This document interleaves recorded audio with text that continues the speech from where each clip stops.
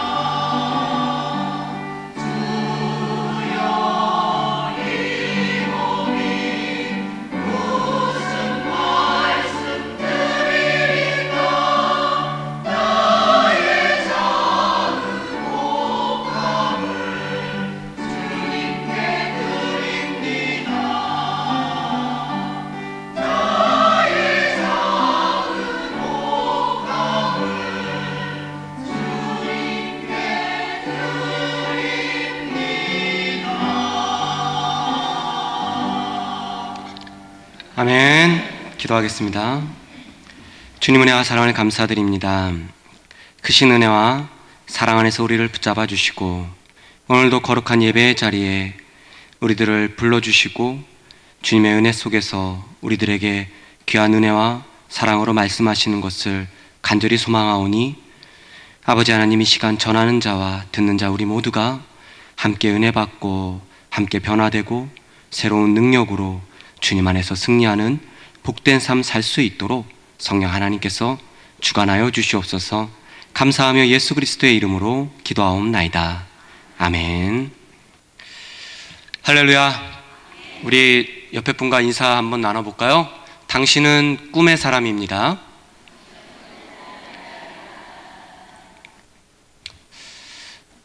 하나님의 거룩한 꿈을 꾸면서 승리하는 저 여러분 되시기를 소망합니다. 장님이 코끼리 만지는 거 아시죠? 어떤 사람은 이 발을 만져서 코끼리는 이게 기둥 같아 하고, 또 어떤 사람은 코끼리의 코를 만져서 그 코끼리가 참 유연하고 길어. 그 어떤 사람은 코끼리의 이 옆구리 배를 이렇게 만지면서 참 넓고 이렇게 그럴까라고 각자가 만진 그 거대한 코끼리에 대해서 내가 아는 코끼리는 이래, 내가 만져본 코끼리는 이래 라고 서로가 이야기를 합니다. 그러나 보이는 분들은 그 코끼리의 모습을 봤을 땐 일부분만 보면서 저게 코끼리라고 이야기하는구나 라고 하겠죠.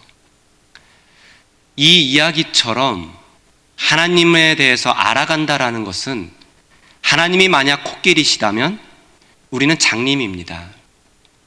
그 크고 넓으신 하나님을 우리가 다 알 수가 없죠. 저도 그렇고 여러분들도 그렇고 마찬가지입니다. 각자에게 보여주시고 은혜를 주신 그 하나님을 우리가 그 짧은 평생에 그 수십 년 동안 그 하나님을 바라보면서 내 하나님이야, 내 하나님은 이런 하나님이셔 라고 행복하게 우리가 살아가고 있다라는 것입니다. 다 맞죠. 장님이 만진 코끼리는 코끼리입니다. 그 부분도 다 코끼리의 몸이었죠. 우리가 생각하는 하나님도 마찬가지입니다. 다 그 하나님이시죠. 저는 오늘 사도행전 7장에 나오는 이 스데반이 이해한 그 아브라함의 하나님, 그 아브라함의 하나님에 대해서 하나님의 은혜를 나누려 합니다. 그 은혜를 나누기에 앞서서 사실 이 7장 2절에서 4절의 말씀은 창세기 12장 1절에서 3절의 말씀의 인용 구절입니다. 그러니까 본래의 말씀은 창세기 12장 1절에서 3절이죠. 우리 함께 창세기 12장 1절에서 3절을 함께 읽어볼까요?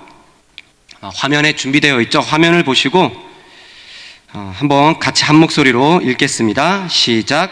여호와께서 아브라함에게 이르시되 너는 너의 고향 친척과 아버지의 집을 떠나 내가 내게 보여줄 땅으로 가라.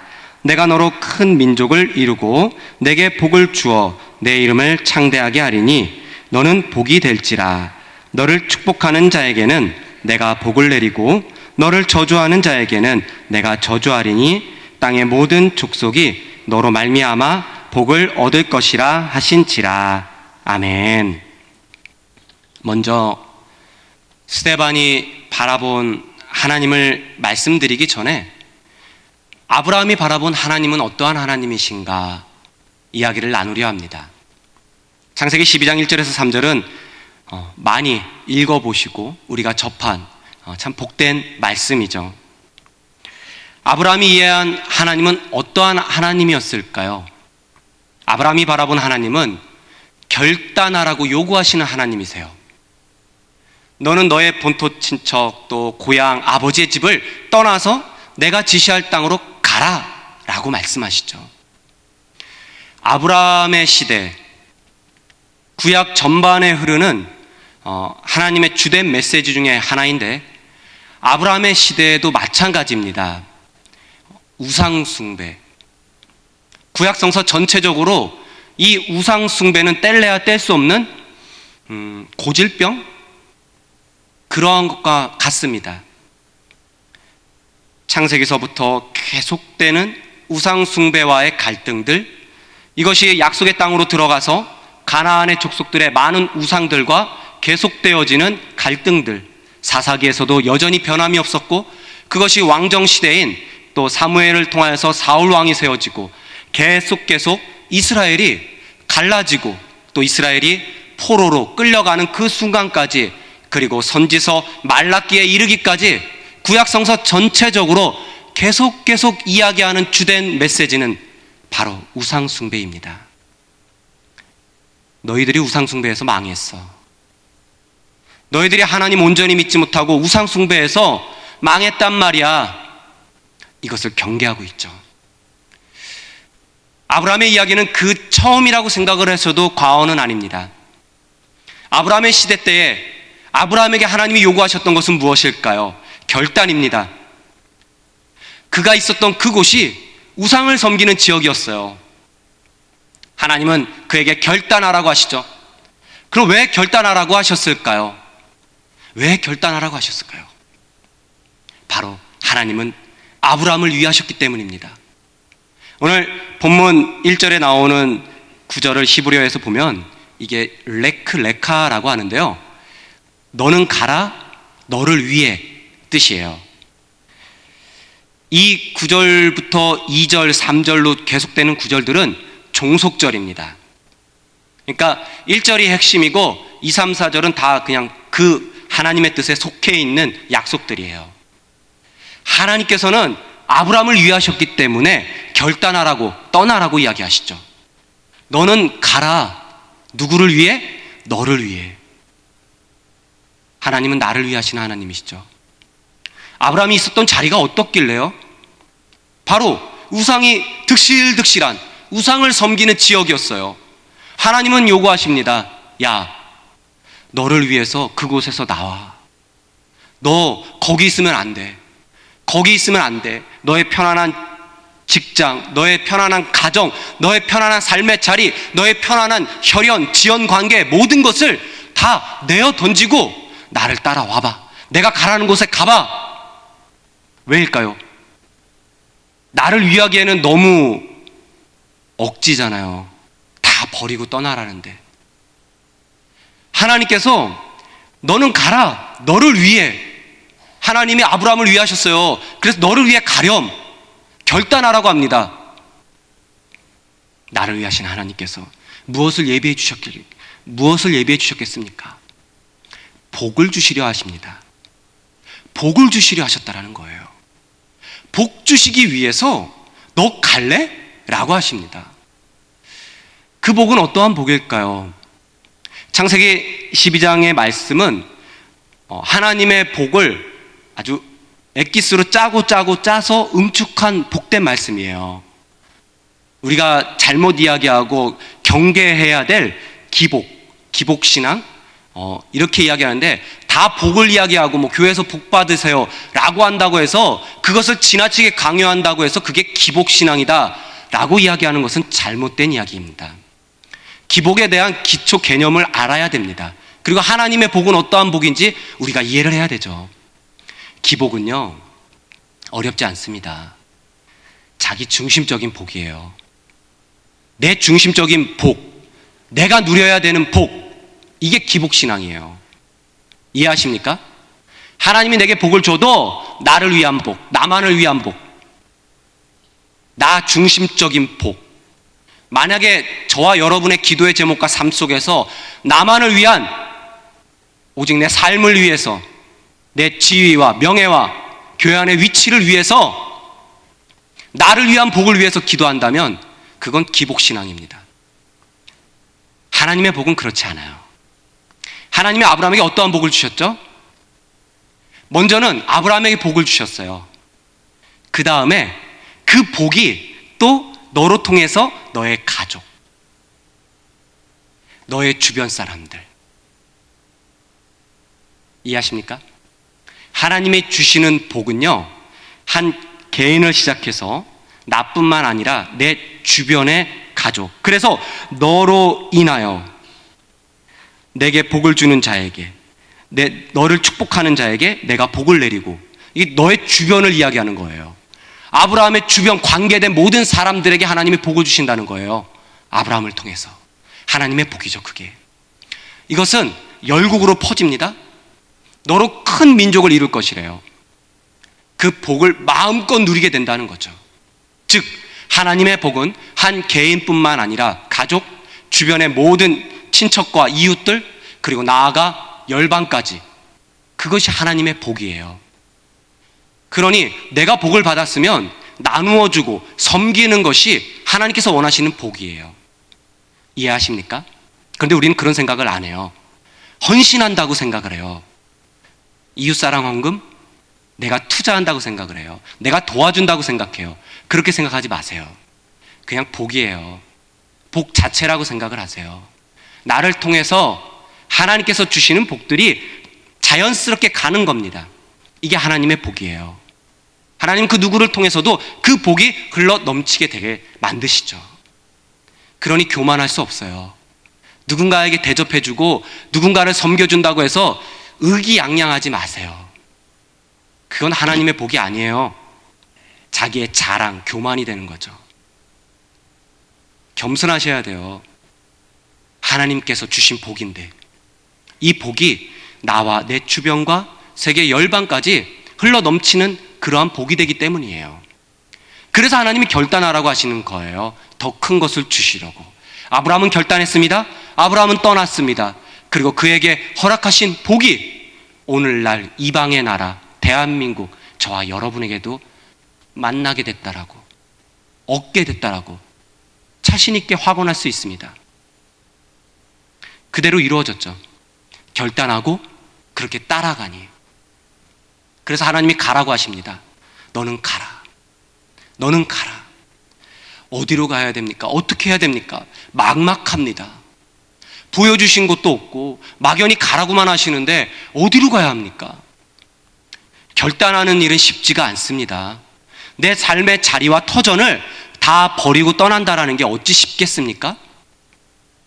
그래서 그것이 가능하기 위해선 순종이 필요합니다. 순종은 오직 하나님의 말씀을 따를 때에 가능합니다. 그래서 창세기 12장 4절에 보면요, 이에 아브라함이 여호와의 말씀을 따라갔고, 그가 가긴 갔는데 어떻게 간 줄 아십니까? 하나님의 말씀을 따라갔대요. 내가 어떻게 결단해야 될지는 잘 모르지만 하나님의 말씀을 따라갔대요. 예수를 믿는다는 것, 신앙생활한다는 것, 우리가 예배를 드린다는 것, 은혜 받는 것 하나로 족해서 되겠습니까? 나아가서 이 문을 박차고 나가면 수많은 갈등과 오해와 수많은 어려움과 아픔이 우리를 둘러싸고 있는데 그때마다 어떻게 하시렵니까? 말씀 따라 사는 방법밖에 없어요. 내가 이겨낼 수 없어요.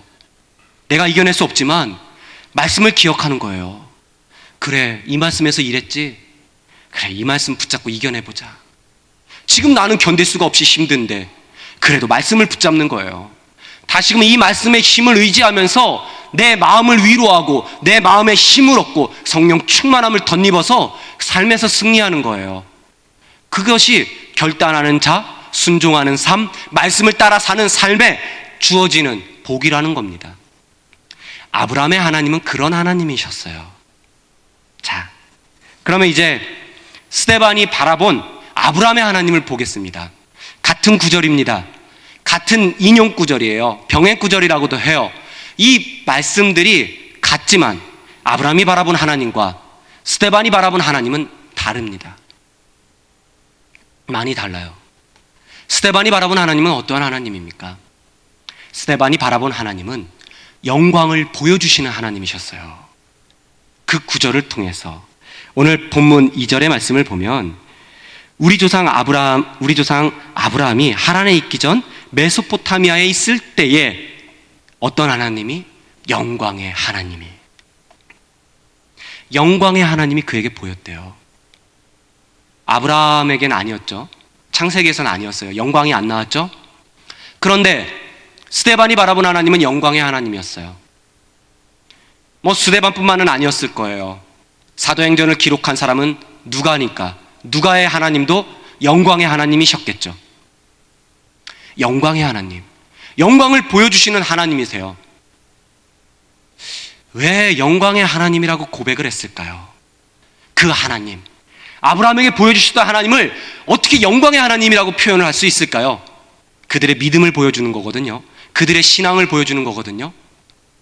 그 당시 때는 핍박과 순교의 시대입니다. 아브라함의 시대가 우상숭배의 시대였다면 하나님께서 원하셨던 것은 그 우상의 소굴에서 나와라, 떠나라, 결단해라 라는 거죠. 그러나 이 신약 시대의 스데반의 시대 때에는 핍박과 환난의 시대입니다. 죽음의 시대죠. 맞아요. 7장 스데반은 이 설교하고 죽어요. 유언입니다. 유언. 스데반의 죽기 전에 그가 외친 고백, 죽기 전에 마지막한 그의 유언의 간증입니다. 그의 하나님은 어떤 하나님이라고요? 영광의 하나님. 그분의 영광을 우리에게 보여주시는 하나님이래요. 핍박 가운데, 환난 가운데 수많은 순교자들이 줄비어 나타나는 그 시기 때에 그의 하나님은 영광의 하나님, 영광을 보여주시는 하나님이래요. 정말 그랬어요. 그의 믿음대로, 그가 생각한 하나님은 그대로 그에게 보이셨어요. 7장 55절 56절을 보면은 하나님은 그렇게 보여주셨어요. 하늘이 열리고 하나님의 보좌 우편에 주님이 계시고 하나님께서 그를 바라보면서 그에게 오라고 초청하시고 정말 영광의 하나님이 그에게 나타나셨습니다. 그가 생각한 대로, 그가 꿈꾼 대로 하나님은 그렇게 보여주셨습니다. 또한 하나님은 어떤 하나님이십니까? 하나님은 오라고 하시는 하나님이세요. 스데반이 바라본 하나님은 오라고 하시는 하나님이세요. 사실 우리 개역 성경에서는 왜 오라고 하는지 이해를 못 하실 겁니다. 7장 3절의 말씀을 보면 내가 내게 보일 땅으로 가라. 여전히 창세기 12장의 말씀과 똑같이 기록이 되어 있어요. 가라라고. 그러나 이 성경이 기록된 헬라어를 보면은 조금 달라요. 이 가라라고 이야기한 듀로라는 헬라어는 가라라는 뜻이 아니라 너는 오라, 너는 오라라는 뜻이에요. 너는 오라. 어쩌면 성경 번역하실 때에 이제 창세기와 맞게 좀 어렵지 않게 하려고 아마 맞춘 듯합니다. 성경 번역자들이. 그러나 이 구절은 너는 오라라고 이야기를 하고 있죠. 그럼 듀로라는 이 헬라어 너는 오라. 사실 너는 오라라는 뜻뿐만 아니라 자, 어서 와. 이 단어는 재촉하는 뜻이에요. 빨리 와, 빨리. 자, 빨리 와, 빨리. 어서 와, 어서 빨리 급해. 이 단어예요. 이 듀로라는 단어가 이때 쓰는 단어예요. 그냥 너는 와 이 단어가 아니라 빨리. 목사님 빨리 오세요. 여기 급해요. 권사님 빨리 오세요. 빨리 자 모여. 이 뜻이에요. 스데반이 이해한 하나님은 빨리 재촉하시면서 오라고 하시는 하나님이세요. 어디로 오라고 하십니까? 하나님의 품으로, 영광의 하나님의 자리로. 네가 지금 핍박받고 또 모진 고생을 당하고 있지만 내가 너를 지금 재촉해서 부르고 있어. 어서 와. 초대의 하나님이죠. 오라고 하시는 것은 초청의 하나님이세요. 하늘나라 아무나 갑니까? 초대하셔야 가죠. 초대받지 못한 사람은 못 가요. 하늘나라. 하나님이 스데반아 빨리 와, 빨리 와. 내가 너를 너무 사랑하는데 너가 그 힘들고 괴롭고 고생하는 거 나 차마 못 보겠어. 어서 와. 이 평안하고 이 영원한 하늘나라로 너 오렴 빨리 오렴. 초대하시는 하나님, 오라 하시는 하나님. 스데반은 하나님을 그렇게 이해했어요. 그러고 싶었겠죠. 얼마나 힘들었겠습니까? 신방을 다니다 보면 우리 아프신 권사님들, 오래된 병에 힘들어하시는 권사님들, 지사님들 그런 이야기 많이 하세요. 빨리 하나님이 부르셨으면 좋겠다고, 빨리 하나님이 오라고 했으면 좋겠다고. 그게 뭐 마음대로 됩니까? 우리 마음대로 됩니까? 하나님께 생명이 달려있는데. 그런데 스데반이 이해한 하나님은 나를 불러주시는, 나를 재촉해서 언제든지 내가 무슨 일이 있을 때 나를 품에 안아주실 하나님이라는 거죠. 그러니 창세기에서 아브라함이 본 하나님과는 조금 다릅니다. 아니, 아주 많이 다르겠죠. 스데반의 하나님은 그러한 하나님이십니다. 또한 4절의 말씀에 보면 스데반이 이해한 하나님은 삶의 자리를 옮겨주시는 하나님이세요. 삶의 자리를 옮겨주시는 하나님. 4절 하반절에 보면 너희 지금 사는 이 땅으로 옮기셨느니라. 아브라함이 갔어요. 약속의 말씀을 따라서 12장 이하 쭉 보시면은요, 성경을 읽으시면 알아요. 아브라함이 계속 가면서 모든 고생과 어려움에 복을 받죠. 말씀 그대로 아브라함의 하나님은 창세기의 말씀대로 그대로 이루어집니다. 가는 곳곳마다 그는 복을 받아요. 그뿐만 아니라 그의 주변이 복을 받아요. 조카 롯이 복을 받아요. 이해하세요? 복을 받으니까 막 갈라지죠. 워낙 풍성해지니까. 그가 가는 곳곳마다 복을 받아요. 창세기를 자세히 읽어보세요. 아브라함이 가는 곳곳마다 아브라함만 복을 받은 게 아니라 아브라함 주변의 모든 자들이 복을 받아요. 아브라함은 그렇게 갔어요. 스데반은 그렇게 이해하지 않았어요. 하나님께서 옮겨주셨대요. 하나님께서 옮겨주셔서 약속의 땅에 오게 됐대요. 신명기 1장 31절의 말씀을 보면은요, 이렇게 고백을 해요.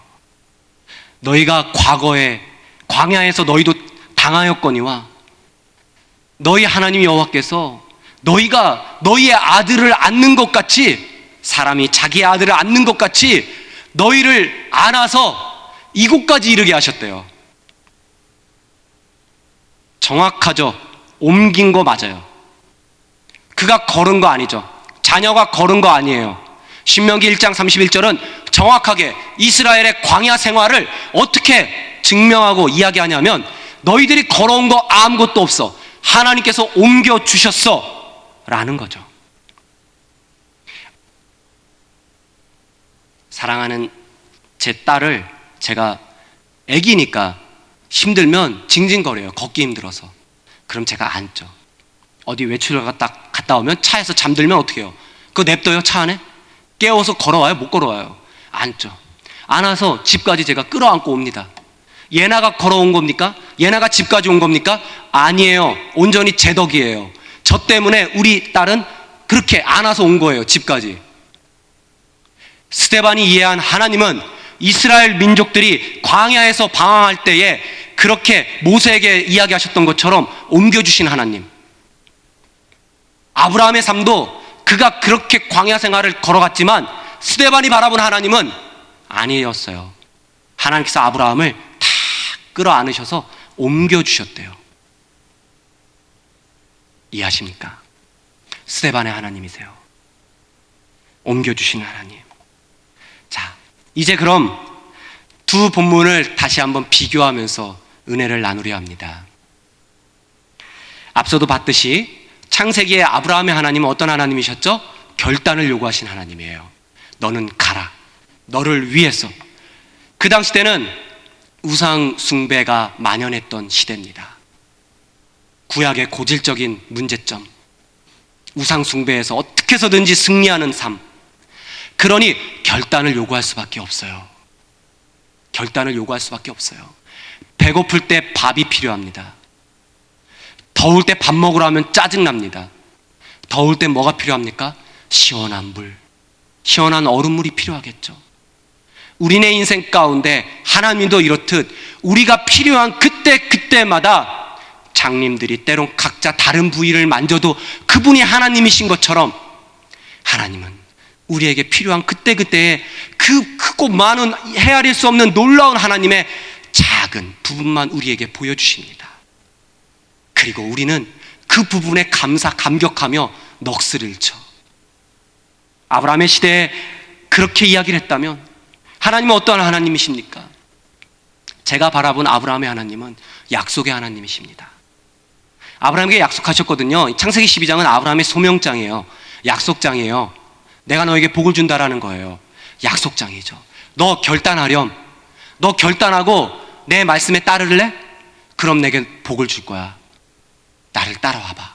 약속의 하나님. 응답의 하나님이시죠. 약속하신 모든 것들이 쭉 읽으시면 12, 13, 14 쭉 창세기를 읽어나가시면 다 이루어집니다. 응답의 하나님이세요.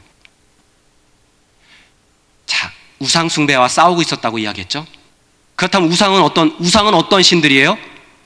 금으로 만든, 은으로 만든. 호흡합니까? 호흡을 안 합니까? 우상은 안 하죠. 죽은 신이에요. 계속 바알 신이시오, 아세라 신이시오 외치고 떠들면 뭐합니까? 대답합니까? 엘리야 선지자는 이야기하죠. 야, 니네 신 왜 이렇게 조용하냐? 어디 갔냐? 마실 갔나 보다. 좀 더 큰 소리로 떠들어봐. 니네 신 오게. 죽은 신입니다. 죽은 신은 응답이 없습니다. 살아계신 하나님만이 응답하시죠.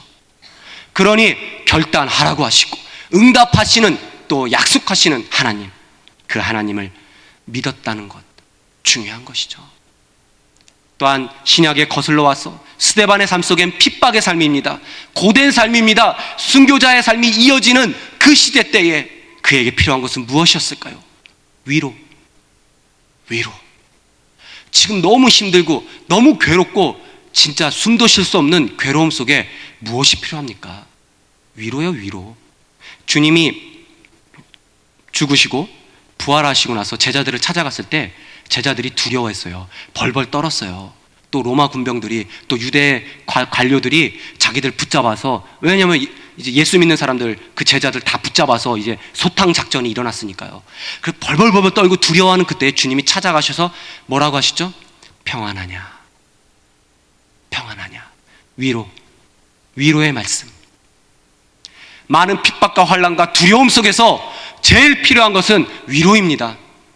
지금 나가서 싸워라, 떠나라 라는 결단이 아니라 지금 핍박과 어려움 속에 가장 필요한 삶은 위로의 삶이죠. 그래서 스데반에겐 위로의 하나님이셨어요. 그리고 용서의 하나님이시죠. 위로를 받으니까 힘을 얻게 돼요. 하나님의 영광을 보니까 힘을 얻게 돼요. 그러니 용서할 수 있어요. 용서 쉽게 안 됩니다. 용서 정말 쉽게 안 됩니다. 내가 위로받고, 내가 좀 건강하고, 내 마음도 평안하고, 뭔가 내가 좀 안정이 돼야지만, 내가 은혜가 넘쳐야지만 누군가를 위로할 수 있고 누군가를 사랑할 수 있는 거죠.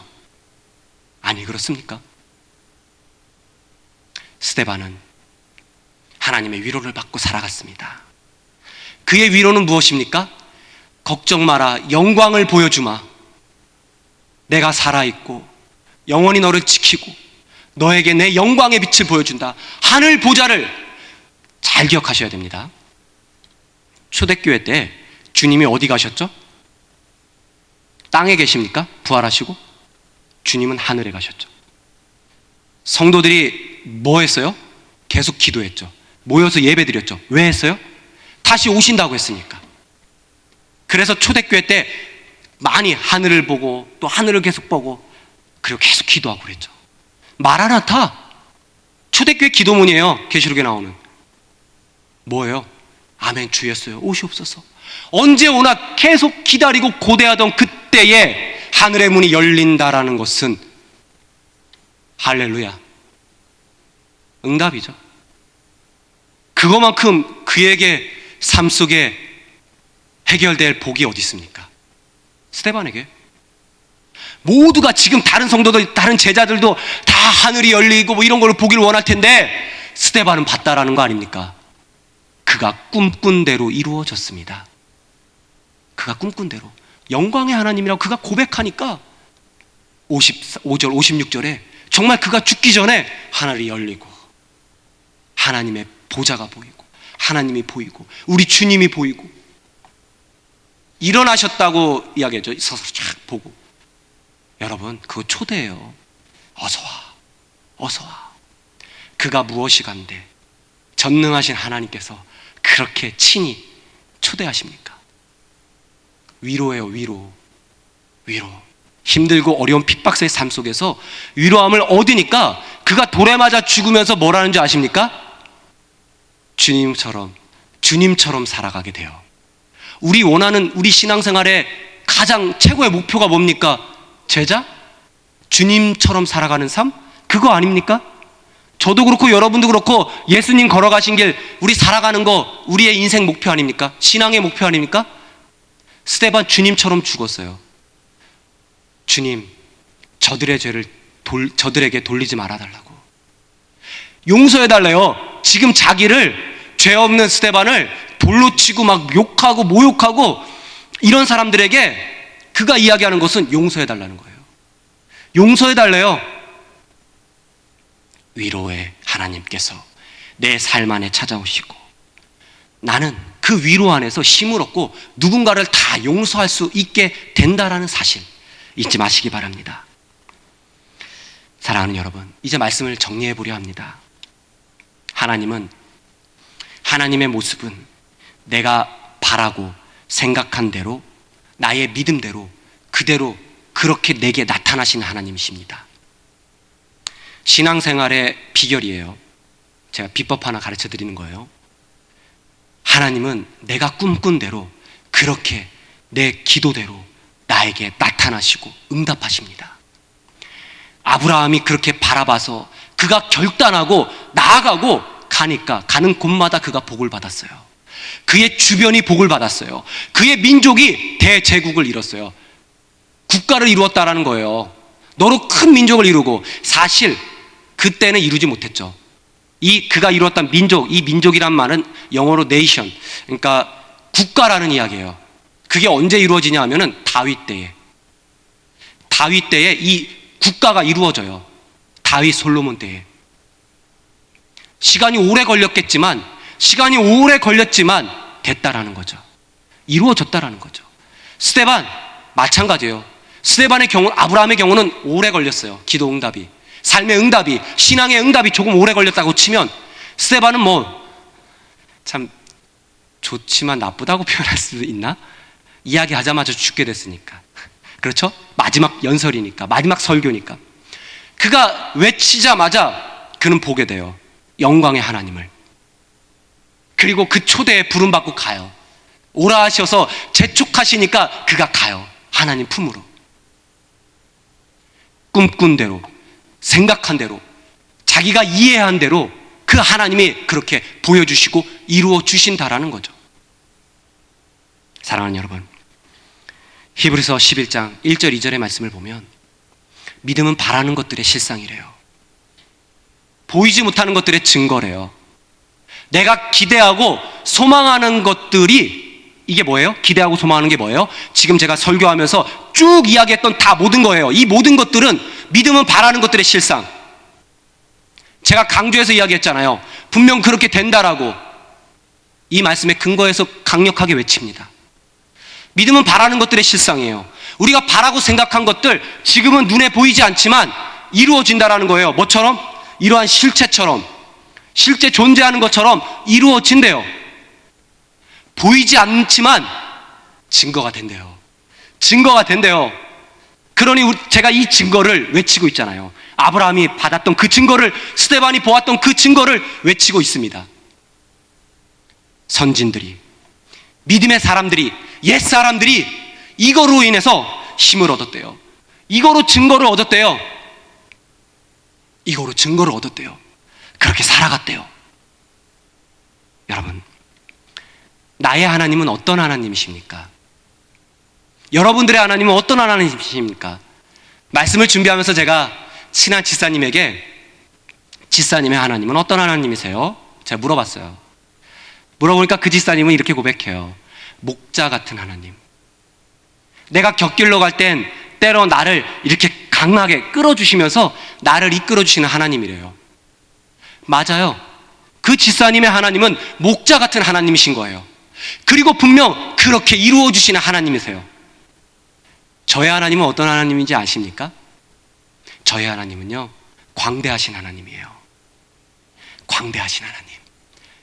제 하나님은 끝을 알 수 없는 하나님이세요. 그리고 제 하나님은요,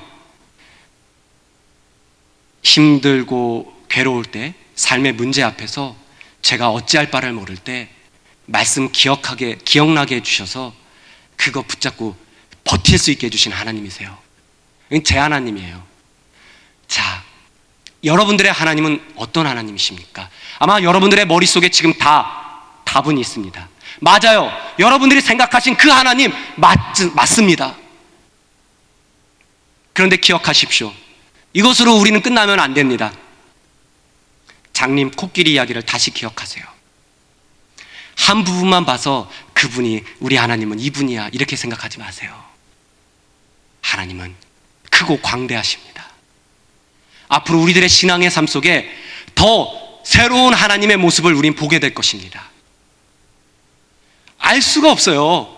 그 크고 위대하심을 우리가 어찌 압니까? 보여주시지 않으면. 이런 걸 신학적인 용어로 계시라고 해요. 하나님 보여주셔야지만 우리가 볼 수 있다라고 하죠. 하나님, 더 새로운 것을 보여주실 하나님, 그 하나님을 기대하십시오. 그 하나님을 꿈꾸십시오. 그래서 서두에 인사할 때 그렇게 인사를 나눈 거예요. 당신은 꿈의 사람입니다. 꿈을 꾸세요. 내 하나님은 어떠한 하나님이신지, 그리고 생각하셨다면 기도하세요. 하나님, 이 하나님이 맞으시죠? 나 이 하나님 기대합니다. 보여주세요. 보여주세요. 라고 말이죠. 더 크고 놀라운 스데반이 바라본 하나님이 그렇게 달랐듯이 이제 우리가 창세기 12장의 말씀을 보고 우리의 하나님을 다시 새겨보아야 합니다. 나의 하나님은 어떤 하나님이신지, 앞으로 신앙생활 하시면서 하나님의 은혜와 하나님의 사랑과 내게 보여주신 하나님을 기대하면서 소망하며 살아가는 저와 여러분이 되시기를 주님의 이름으로 축원합니다. 기도하겠습니다. 주님, 은혜와 사랑을 감사드립니다. 나는 부족하고 연약합니다. 어떻게 삶을 살아가야 될지 모를 그때에 내게 결단할 힘을 주시고, 또한 내게 복을 주실 것을 기대하고 언제든지 응답하시고, 또한 영광을 보여주시는 그 놀라운 역사하심, 더 크고 위대하신 하나님을 맛보며 살아갈 수 있는 힘과 능력과 은혜를 내게 허락하여 주시고 말씀으로 함께하여 주시옵소서. 예수 그리스도의 이름으로 감사하며 기도하옵나이다. 아멘.